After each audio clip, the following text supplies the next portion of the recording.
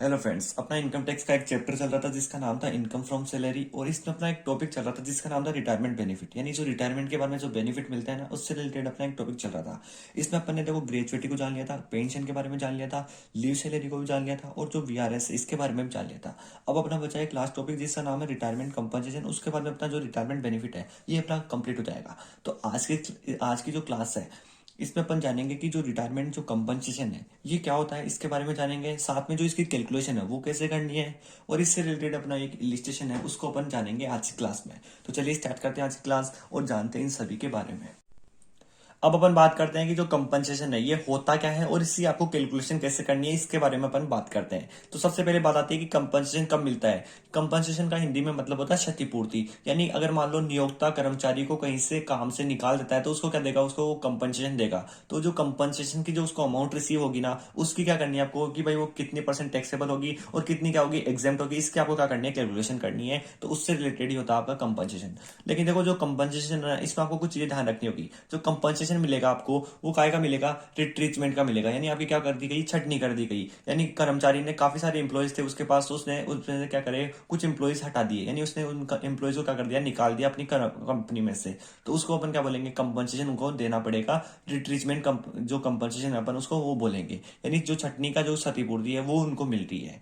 या फिर क्या कर सकता है वो कि उसका जो उद्योग है वो बंद हो गया तो भी क्या करेगा, वो अपने जो कर्मचारी है उनको निकाल देगा। तो वहां पे भी क्या मिल देगा, वो उनको कंपनसेशन देगा। तो उसको क्या करनी है अपने को कि भाई कितना टैक्सेबल होगा और कितना एग्जेम्प्ट होगा, क्योंकि वहां से भी क्या हो रही है, उनकी इनकम हो रही है। तो अपने को वही ध्यान में रखना है कि कितना उसका एग्जेम्प्ट होगा और कितना क्या होगा टैक्सेबल होगा। तो उसकी क्या करनी है, आपको कैलकुलेशन करनी है।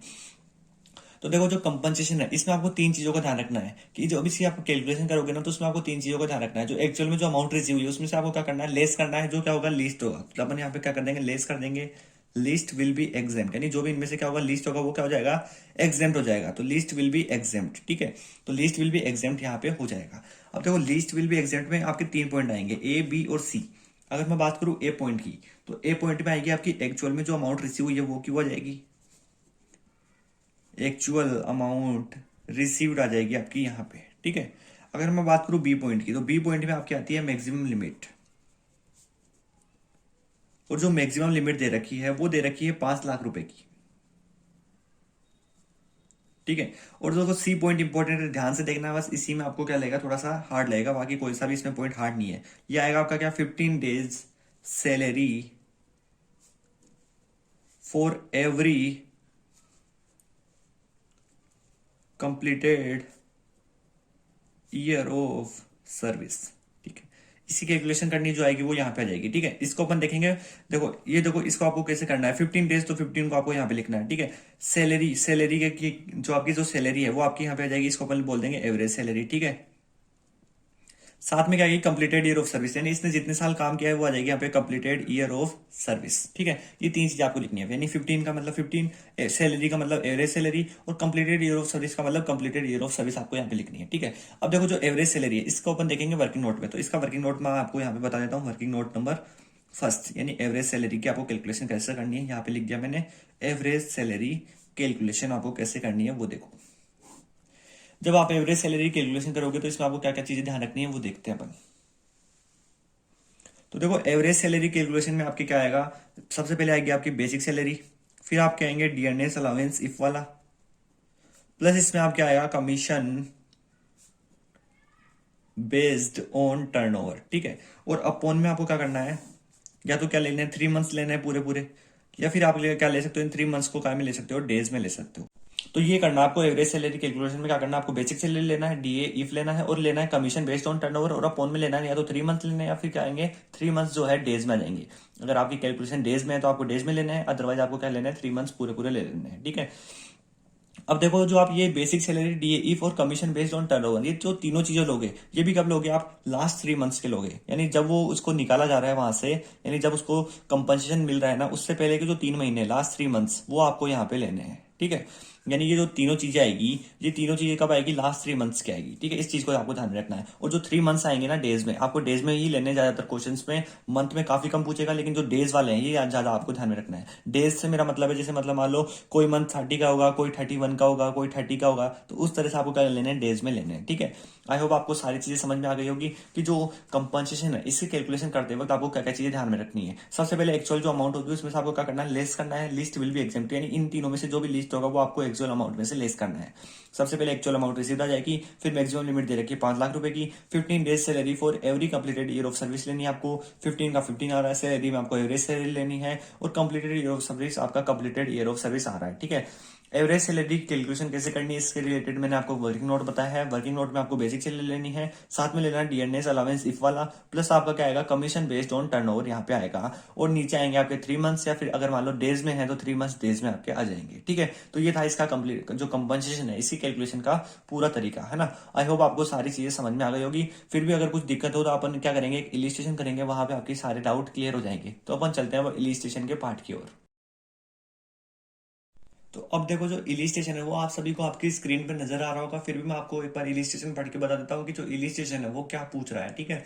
देखो ये बोल रहा है कि जो मिस्टर घनश्याम है वो अपॉइंट हुआ था कलर के रूप में राजस्थान हैंडलूम फैक्ट्री में 1 मई 2008 को, ठीक है। फिर इसने बोला कि 15 जून 2020 को रिट्रीचमेंट के कारण उसको क्या कर दिया, टर्मिनेट कर दिया 15 जून 2020 को कंपनी से, यानी कि उसको जो फैक्ट्री थी उससे उसको निकाल दिया गया 15 जून 2020 को छटनी के कारण। और उसको जो अमाउंट मिली है कंपनसेशन के रूप में वो मिली है 18,000 रुपए, यानी 18,000 रुपए उसको रिसीव हुए कंपनसेशन के रूप में। फिर इसने पूछा है, इसने बोला है कि जो उसको 1 अप्रैल 2020 से 2300 रुपए प्रति माह क्या मिलता था, सैलरी के मिलते थे, यानी 2300 रुपए इसको सैलरी मिलती थी 1 अप्रैल 2020 से, ठीक है। लेकिन इससे पहले यानी 1 अप्रैल 2020 से पहले जो इसकी सैलरी थी वो थी 2000 पर मंथ, यानी 2000 रुपए इसको पर मंथ मिलते थे 1 अप्रैल 2020 से पहले। तो 2021-22 असेसमेंट ईयर के लिए जो इसकी कंपनसेशन की जो अमाउंट रिसीव हुई है वो अपने को इसकी कैलकुलेट करनी है एग्जेम्प्टेड अमाउंट, यानी केवल एग्जेम्प्टेड अमाउंट ही निकालनी है। यानी जो अपन फॉर्मेट बनाते थे केवल वही बनाना है, यानी लिस्ट विल बी से ही स्टार्ट करना है। यानी लिस्ट विल बी क्या होगा, एग्जेम्प्ट होगा ना, वहीं से आपको क्या करनी है, कैलकुलेशन करनी है। लिस्ट विल बी एग्जेम्प्टेड, ठीक है। अब देखो जो चीज एग्जेम्प्ट होगी ना, केवल आपको वही चीज बतानी है, उसके अलावा आपको कुछ भी नहीं बताना। तो एग्जेम्प्ट में अपने पास 3 पॉइंट थे। सबसे पहले था अपना एक्चुअल में जो अमाउंट रिसीव हुई है वो लिखनी थी, एक्चुअल अमाउंट रिसीव्ड, ठीक है। बी पॉइंट में अपना आता था मैक्सिमम लिमिट। तो देखो क्वेश्चन में एक्चुअल में जो अमाउंट दे रखी है वो दे रखी है इसको 18,000 रुपए, यानी जो इसको एक्चुअल में अमाउंट रिसीव हुई है वो ये 18,000 रुपए। और मैक्सिमम लिमिट क्वेश्चन देता था अपने को 5 लाख रुपए की, यानी मैक्सिमम जो लिमिट थी वो थी कितनी, 5 लाख रुपए की। जो कि आपको ध्यान में रखनी है कि जो मैक्सिमम लिमिट है वो कितनी है, 5 लाख रुपए, ठीक है। ये चीज आपको याद रखनी है। अब देखो जो सी पॉइंट था, सी पॉइंट इंपॉर्टेंट था, केवल इसी में अपना क्या आएगा, थोड़ा सा कैलकुलेशन का पार्ट आएगा, बाकी किसी में कोई कैलकुलेशन नहीं थी। देखो सी पार्ट में आता था आपकी क्या, 15 days salary for every completed year of service, ठीक है। अब देखो इसमें क्या करना, 15 का मतलब 15 हो गया, ठीक है। साथ में आपकी क्या आती थी, एवरेज सैलरी आती थी, और मल्टीप्लाई में आ जाता था कंप्लीटेड ईयर ऑफ सर्विस, ठीक है। ये चीज आती थी आपकी। अब देखो 15 तो अपने पास दे रखे हैं, तो 15 का 15 अपन ले लेंगे। अब देखो 15 तो अपने को दे रखा है, लेकिन जो एवरेज सैलरी है वो अपने को नहीं दे रखी, इसकी क्या करनी है, अपने को कैलकुलेशन करनी है। तो कैलकुलेशन अपन क्या करेंगे, वर्किंग नोट में करेंगे, ठीक है। साथ में क्या दे रखा है अपने को, जो कंप्लीटेड ईयर ऑफ सर्विस है ये अपने को क्वेश्चन में दे रखी होगी, अपन इसको क्या करते हैं, कैलकुलेट करते हैं कि इसने कितने साल तक वहां पे काम किया। तो देखो इसने बोला कि वो है ना 1 मई 2008 को वहां पे नियुक्त हुआ था, और कब उसको निकाला गया, 15 जून 2020 को। तो इस दौरान जो ईयर्स हो रहे हैं वो कितने हो रहे हैं, 12 ईयर्स हो रहे हैं। आप लोग काउंट करना है, इसके जो ईयर्स हो रहे हैं वो कितने हो रहे हैं, 12 साल हो रहे हैं। तो इसके जो कंप्लीटेड ईयर ऑफ जो सर्विस हो रही है वो कितनी हो रही है, 12 साल की हो रही है। आप लोग कैलकुलेट करोगे तो आपकी निकल के आएंगी। आपको स्टार्ट करना है 2008 से, तो देखो 2008 9 9 10 10 11 11 12 12 13 13 14 14 15 15 16 16 17 17 18 18 19 19 20। तो इस तरह से जो इसकी कैलकुलेशन आ रही है वो कितनी आ रही है, 12 साल की आ रही है। तो इस तरह से आपको क्या करनी है, इसकी कैलकुलेशन करनी है। तो अब अपने को क्या करना है, अपने को एक वर्किंग नोट बनाना है जिसमें अपन क्या करेंगे, एवरेज जो सैलरी उसकी क्या करनी है, अपने को कैलकुलेशन करनी है। तो देखो एवरेज सैलरी कैलकुलेशन के लिए मैंने आपको बताया था कि सबसे पहले आती है आपकी बेसिक सैलरी, फिर आपका आता है डीएनएस अलावेंस, और वो आता है आपका इफ वाला, और लास्ट में आता है आपका क्या, कमीशन बेस्ड ऑन टर्नओवर। और देखो ये जो तीनों चीजें हैं ये कब की आती है, कि जिस दिन उसकी छटनी हो रही है उससे पहले के जो 3 मंथ्स है, यानी लास्ट 3 मंथ्स की आती है। जब उसकी छटनी हो रही है ना उससे पहले के 3 मंथ्स की, तो लास्ट 3 मंथ्स ठीक है। और लास्ट में क्या आ जाएगा, इसके 3 मंथ्स आपको काय में लेने हैं, या तो डेज में लेने हैं या फिर पूरे पूरे आपको 3 मंथ्स लेने हैं। तो अपन यहाँ पे ले रहे हैं 3 मंथ्स डेज में, क्योंकि क्वेश्चन जो है ये हमेशा आपके डेज में आएंगे, मंथ्स में आपके नहीं आएंगे, लेकिन फिर भी मैं आपको यहाँ पे लिख देता हूँ 3 मंथ्स, ठीक है। लेकिन ज्यादातर आपके डेज में आएंगे, मंथ्स में आपके नहीं आएंगे, ठीक है। तो अपन यहाँ पे भी जो है वो डेज में ही निकालेंगे, मंथ्स में नहीं निकालेंगे। अब देखो जो बेसिक सैलरी है डीए इफ है और कमीशन बेस्ड ऑन टर्नओवर, ये अपने को लेने हैं लास्ट 3 मंथ्स के, जब उसकी जो छटनी हो रही है उससे पहले के 3 महीने की। और इसकी जो छटनी हो रही है वो कब हो रही है, मैं यहाँ पे बना रहा हूँ, आप लोग अलग से एक वर्किंग नोट बनाना है। इसकी जो छटनी हो रही है वो हो रही है 15 जून 2020 को। तो जून से पहले के जो 3 महीने आपको वो लेने हैं। तो जून से पहले क्या क्या आएगा आपका, एक आएगा आपका मई, एक आएगा आपका अप्रैल और एक आएगा आपका मार्च। और देखो क्वेश्चन में देखो, अब अगर आप क्वेश्चन में आप ढंग से देखोगे तो उसमें आपको लिखा हुआ है कि ये बोल रहा है कि 1 अप्रैल 2020 से जो इसकी अमाउंट है वो कितनी हो रही है सैलरी की, 2300 रुपए, ठीक है। और इससे पहले जो थी वो कितनी थी, 2000 रुपए थी। तो ठीक है, देखो अप्रैल के बाद में कितनी हो गई, 2300, तो 2300 यहाँ पे हो गई, ठीक है। और 2300 यहाँ पे रह जाएगी। लेकिन इससे पहले कितनी थी, 2000, 2000 यहाँ पे जाएगी। तो बेसिक सैलरी के लिए क्या हो गया कि 2300 तो हो गए अपने कितने महीने के लिए, 2 महीने के लिए, है ना।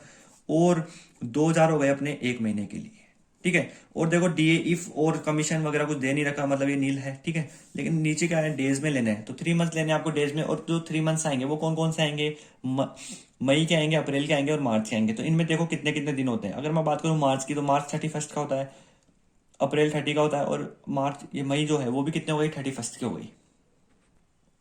तो देखो क्या होगा, ये तो कोई 31 की, तो अपन नीचे लिख देंगे 31 प्लस।